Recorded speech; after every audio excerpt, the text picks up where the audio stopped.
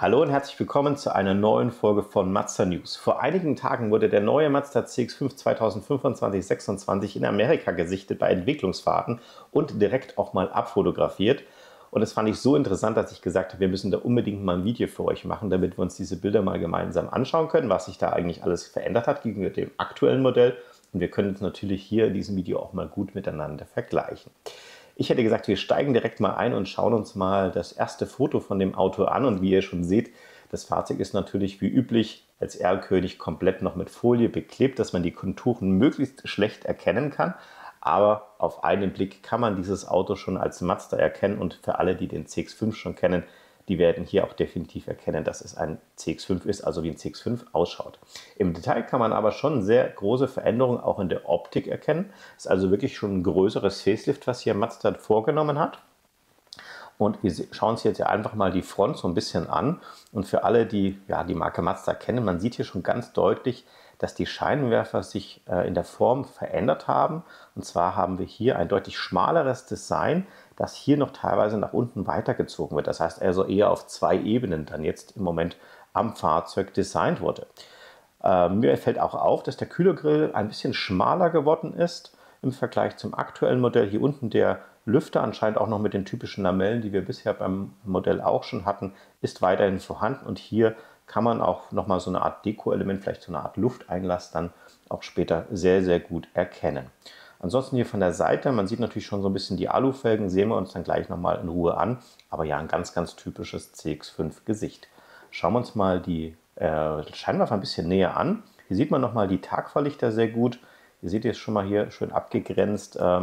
Und ich habe das hier auch nochmal erwischt in einer Form, wo das Fahrzeug blinkt.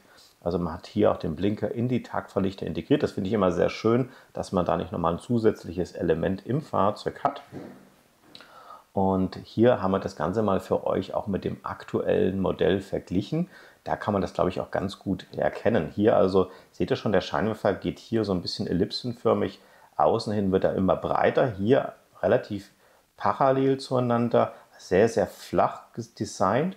Und man kann hier, wenn man sich das ein bisschen näher anschaut, auch zwei Linsenelemente erkennen.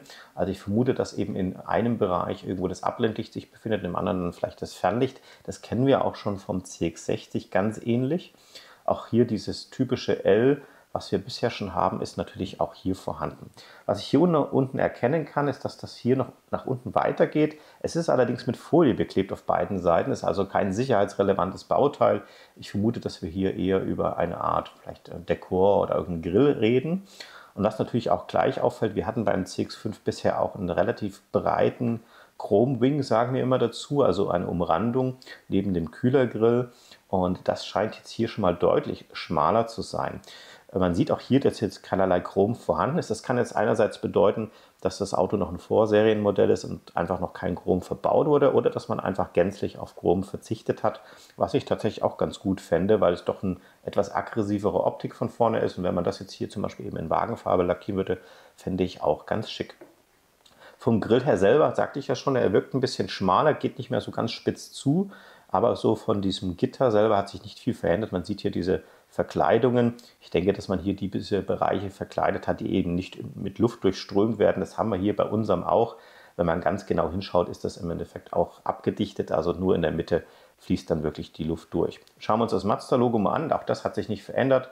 Man sieht hier vorne dann auch die Frontkamera für das 360-Grad-Kamerasystem, also auch hier fällt mir nichts weiter auf. Ich gucke mal gerade, ob ich hier irgendwo so diese Scheinwerferreinigungsanlage entdecken kann. Sehe ich jetzt hier allerdings nicht auf diesem Bild, aber kann natürlich auch noch bedeuten, dass das Auto eben noch nicht ganz Stand der Serie ist. Okay, schauen wir auch mal noch weiter. Hier sieht man mal sehr gut auch nochmal die Seitenansicht. Da fällt mir natürlich auch nochmal direkt auf, dass wir hier diese Seitenkotflügel, wie wir sie bisher auch schon kennen, auch hier haben. Und hier unten, das schauen wir uns mal ein bisschen näher an, hatten wir bisher auch schon so Verkleidungen beim Mazda CX-5. Die sind jetzt hier allerdings etwas anders designt. Also beim anderen CX-5 sind sie ein bisschen kleiner und hier gehen sie auch so an der Seite so ein bisschen runter. Seht ihr das hier? Ist ein bisschen schwer, glaube ich, zu erkennen. Hier sieht man es noch ein bisschen besser. Ist wie so eine kleine Sicke auch drin. Ich gehe mal gerade aufs nächste Bild. So, da seht ihr es. Und hier seht ihr schon, das ist also hier geradlinig, hat eine sehr, sehr edle Linie. Auch hier dieser Knick in der Tür drin. Schauen wir uns hier nochmal an. Sollen wir das wieder rausscrollen. Und also hier schaut es so aus, als wenn die Tür wirklich in einem Guss gebaut wird, hat diesen Knick nicht mehr drin und hier eben diese Verkleidung deutlich größer ist. Wenn ich mir die Türgriffe anschaue, hatten wir bisher immer so eine Art Knopf drin. Das ist für das Keyless-System, das etwas ältere. Das Auto scheint jetzt hier auch schon das neuere System zu bekommen, wo man also einfach nur so eine Touchfläche an der Seite hat, um es dann abzuschließen. Zum Öffnen muss man einfach nur noch reingreifen, ist einfach ein bisschen bequemer. Wenn ihr euch hier jetzt vorne den Scheinwerfer anschaut, gibt es vielleicht einige, die sagen, Mensch, das schaut aber blöd aus mit dem Gelben. Das ist tatsächlich eine Spezialität, die fast nur in Amerika so gefordert wird. Auch bei den anderen Mazda-Modellen, die es noch so auf dem Markt gibt, das wird dann im deutschen Markt mit hoher Wahrscheinlichkeit nicht der Fall sein. Ja, ansonsten fällt mir natürlich von der Linie nochmal auf, dass wir hier eine etwas größere Heckscheibe haben. Ich zeige euch das nochmal im Vergleich zum bisherigen Modell. Seht ihr das? Also beobachtet mal hier die Dachlinie, die geht hier so ein bisschen nach unten, flach abfallen. Beobachtet mal diese Größe, ich springe mal wieder zurück. Also es ist ein bisschen mehr Fläche, kommt mehr Helligkeit rein, hat von innen dann sicherlich auch ein besseres Raumgefühl. Schauen wir uns mal diese Dreieckscheibe hinten an und achtet mal so ein bisschen auf die C-Säule oder beziehungsweise hier dieses Seitenteil. Das ist dann schon sehr, sehr breit. Und beobachten wir das jetzt mal im Vergleich zum alten Modell. Ihr seht schon, wir haben hier ein etwas flach abfallenderes Heck. Wir haben hier einen etwas schmaleren Übergang und das ist auch etwas spitz zulaufender. Gucken wir uns das hier nochmal an. Also hier sieht man schon, die ist nicht ganz so spitz und diese Fläche ist deutlich breiter. Wir werden aber gleich noch sehen, dass auch das Heck insgesamt ein bisschen anders designt ist. Schauen wir mal noch hier vorbei. Wir haben jetzt mal Folgendes getan. Wir haben die Silhouette des alten Modells direkt auf das neue Modell gestülpt. Das passt natürlich nicht immer 100% von der Perspektive, aber ich glaube, man kann schon ganz gut erkennen, an welchen Stellen Mazda die Proportionen ein wenig verändert hat. Ihr seht schon, hier vorne ist das Fahrzeug also anscheinend ein bisschen länger geworden. Das könnte jetzt auch ein Zeichen sein, dass vielleicht ein bisschen mehr Platz im Motorraum für einen größeren Motor notwendig war. Wissen wir nicht ganz genau, was da jetzt eben auch in dem Auto kommen wird. Und man sieht eben auch, dass hinten zum einen mal hier das Heck etwas steiler ist, dass also mehr nutzbare Fläche im Kofferraum dann wahrscheinlich vorhanden ist, aber insgesamt auch kürzer ist. Wenn ich das jetzt so ein bisschen zusammenrechne, wird das Auto also definitiv ein bisschen größer sein als das Vorgängermodell, was durchaus natürlich auch Sinn machen kann, dass man einfach ein besseres Raumgefühl im Fahrzeug hat. Ja, ansonsten schauen wir mal gleich auf das nächste Bild noch. Hier kann man auch einige interessante Dinge erkennen. Zum einen haben wir hier oben eine Art Dachreling, der da fest integriert ist bei diesem Auto. Da bin ich mir jetzt nicht sicher, ob das jetzt auch bei diesem EU-Modell dann kommen wird. Wir haben ja beim CX-80 auch eine Dachreling, die integriert ist, beim CX-60 allerdings nicht. Von daher wird man dann einfach sehen hinterher, ob das dann auch wirklich Stand der Serie bleiben wird.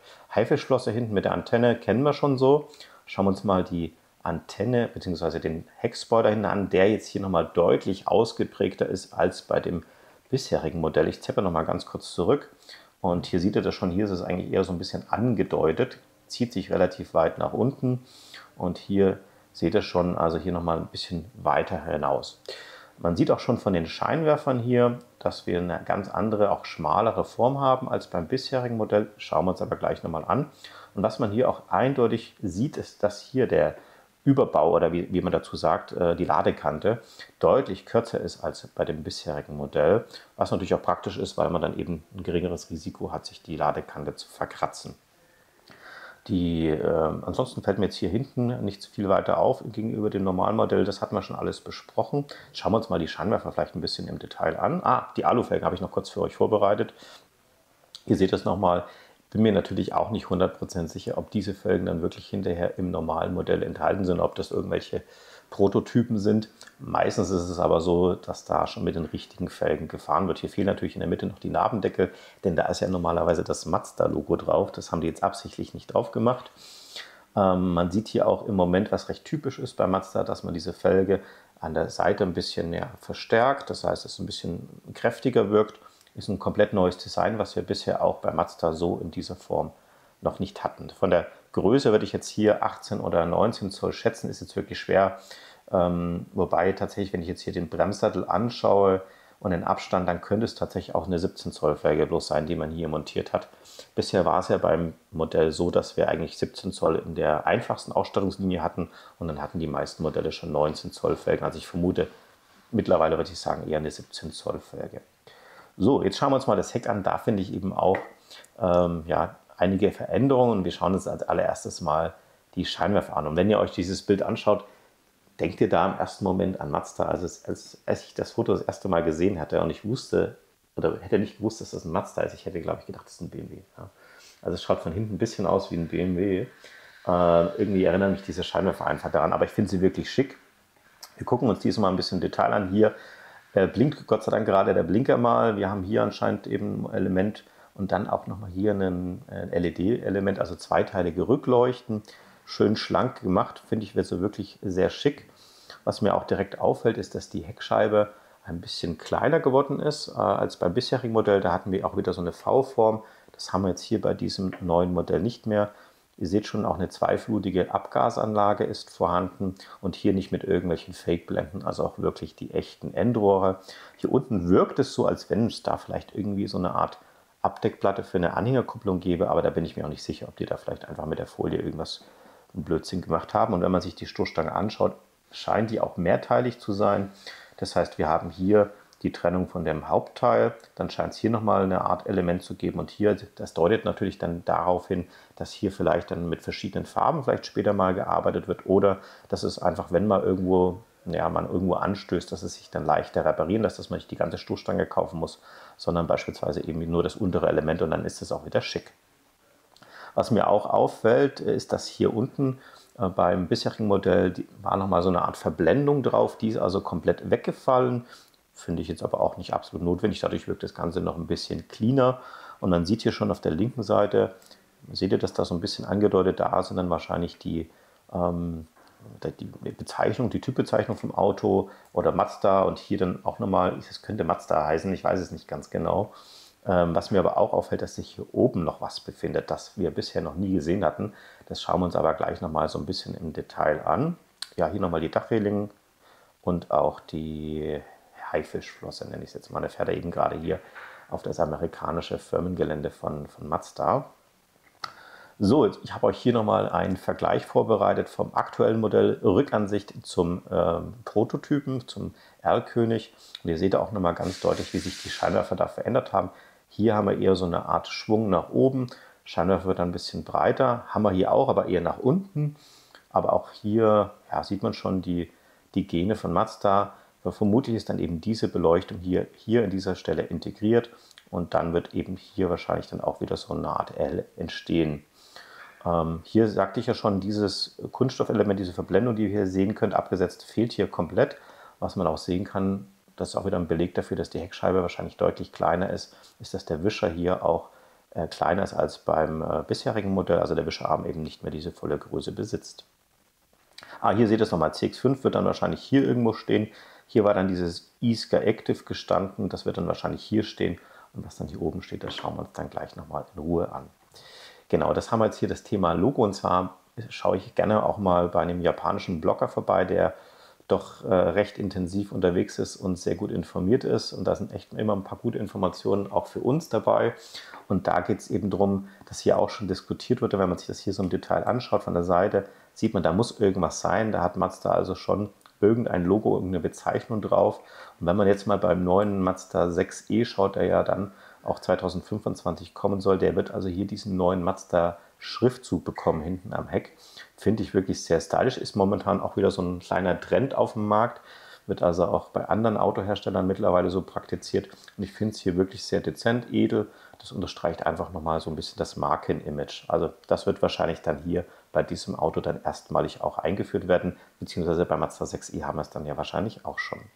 Ja, dann fragen sich natürlich die meisten, ja, gibt es denn schon irgendwelche Informationen, wann das Auto kommen wird oder welche Motorisierung? Leider gibt es da noch nicht so viele Informationen. Ich habe nur ein paar Hinweise gefunden, aber das auch immer unter Vorbehalt, denn hier sind keinerlei Quellenangaben vorhanden und da muss man wirklich auch mal ein bisschen aufpassen, ob es denn dann wirklich am Ende auch so kommt. Also hier wird eben auch schon drüber spekuliert, dass es wohl der CX5 der dritten Generation ist. Nicht wundern übrigens, das ist jetzt hier Deutsch, das ist eine englische Seite, wir haben das einfach nur in Deutsch für euch übersetzt.